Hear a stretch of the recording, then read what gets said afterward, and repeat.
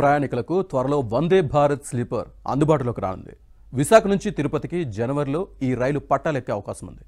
ఇందులో టికెట్ ధర రాజధాని ఎక్స్ప్రెస్ రేట్లతో సమానంగా ఉండనున్నట్టు తెలుస్తోంది.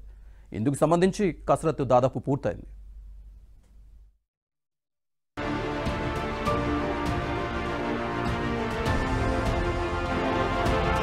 తిరుపతి నుంచి వందే భారత్ రైళ్ల సంఖ్య పెంపు కోసం రైల్వే శాఖ కసరత్తు చేస్తోంది. ఇప్పటికే తిరుపతి, సికింద్రాబాద్ మధ్య వందే భారత్ రైలు నడుస్తుంది.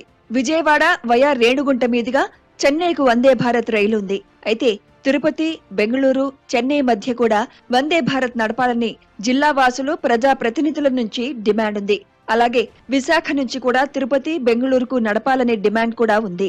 ప్రస్తుతం విశాఖ మీదుగా 4 వందే భారత్ రైళ్లు నడుస్తున్నాయి. విశాఖ నుంచి సికింద్రాబాద్ కు 2, భువనేశ్వర్, దుర్గ్ కు ఒక్కోటి నడుస్తున్నాయి. కొత్తగా విశాఖ నుంచి తిరుపతి, బెంగళూరుకు వందే భారత్ ను అందుబాటులోకి తీసుకురావాలని రైల్వే మంత్రికి ఎంపీల నుంచి ప్రతిపాదనలు అందాయి. ఈ ప్రతిపాదనలపై రైల్వే బోర్డు సానుకూలంగా స్పందించింది.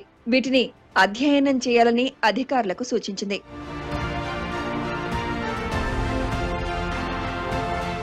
దేశవ్యాప్తంగా ఉన్న డిమాండ్ కారణంగా ప్రస్తుతం ఒక వందే భారత్ స్లీపర్ ను విశాఖ నుంచి తిరుపతికి ప్రారంభించేలా అంగీకరించినట్లు తెలుస్తోంది.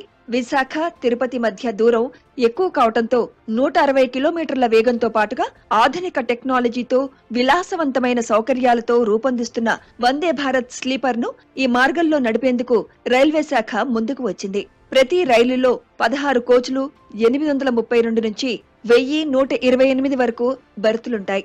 జనవరిలో ఈ రైలు పట్టాలు ఎక్కే అవకాశం ఉంది. ఇందులో టికెట్ ధర రాజధాని ఎక్స్ప్రెస్ రేట్లతో సమానంగా ఉంటుంది.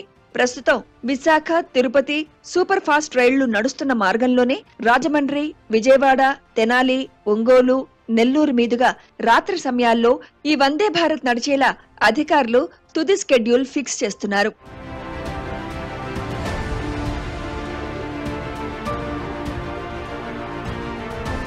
ఈ వందే భారత్ ఏర్పాటు ద్వారా తిరుపతి, విశాఖ మార్గంలో నడిచే ఇతర ప్రధాన రైళ్లపైన ఒత్తిడి తగ్గే అవకాశం ఉందని అధికారులు